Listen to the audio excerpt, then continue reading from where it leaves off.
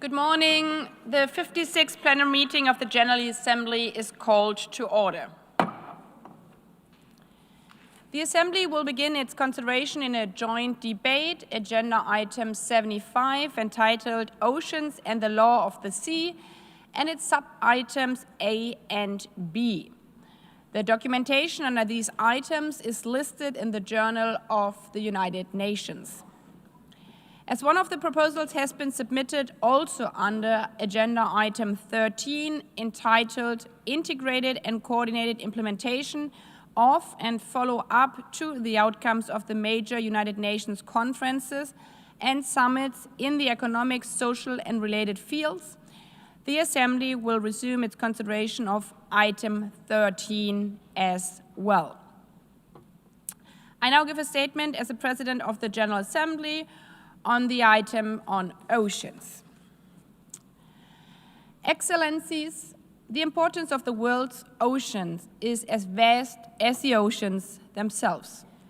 They are climate regulators, biodiversity reservoirs, engines of trade, and the foundation of fisheries. On the one hand, we depend on the oceans for our very existence. They shape our climate, sustain ecosystems, contribute to food security, and quite literally helps us breathe. On the other hand, oceans underpin the global economy. 90% of the world trade moves by sea. Trillions of dollars in goods across our waters each year. And at the local level, hundreds of millions of people rely on the blue economy for income and nutrition. Today, there's also an accelerating technology dimension. 99% of global internet traffic flows through submarine cables. Oceans are not only a natural resource, they are a digital one as well. Given this indisputable importance and the fact that more than half of the ocean surface lies beyond national jurisdiction, it is only sensible that this institution continues to play a leading role in ocean governance.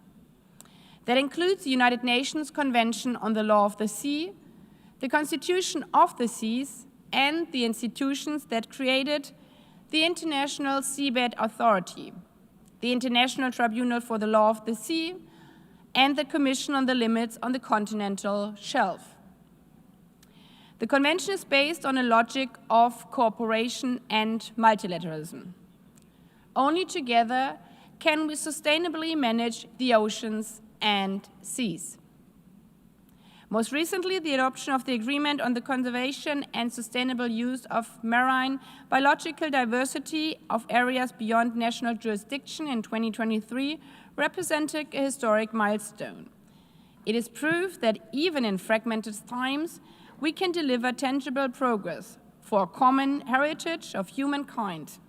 Its entry into force next January is testament to that shared resolve. And yet, despite this robust legal and institutional framework, the challenges facing our oceans deepen. Climate-driven acidification and sea level rise continue to accelerate. Marine diversity is under unprecedented risk. And every year, the weight of pollution, especially plastic waste, grows heavier in our waters.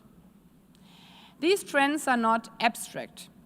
They affect our economies, our health, our food security, and the well-being of communities in every region. In other words, we cannot point to the agreements we have made and declare the job done. We must keep pushing, closing gaps, updating our tools, and maintaining momentum.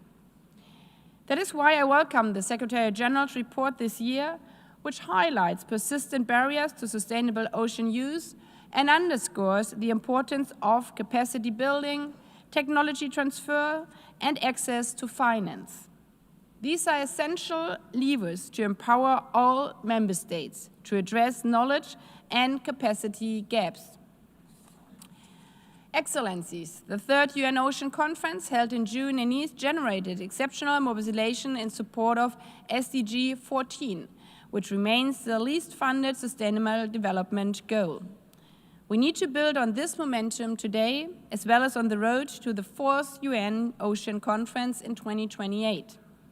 Let us use these opportunities to strengthen our collective stewardship and to reaffirm that the governance of the oceans is not merely a technical exercise, but a moral and practical imperative. I thank you.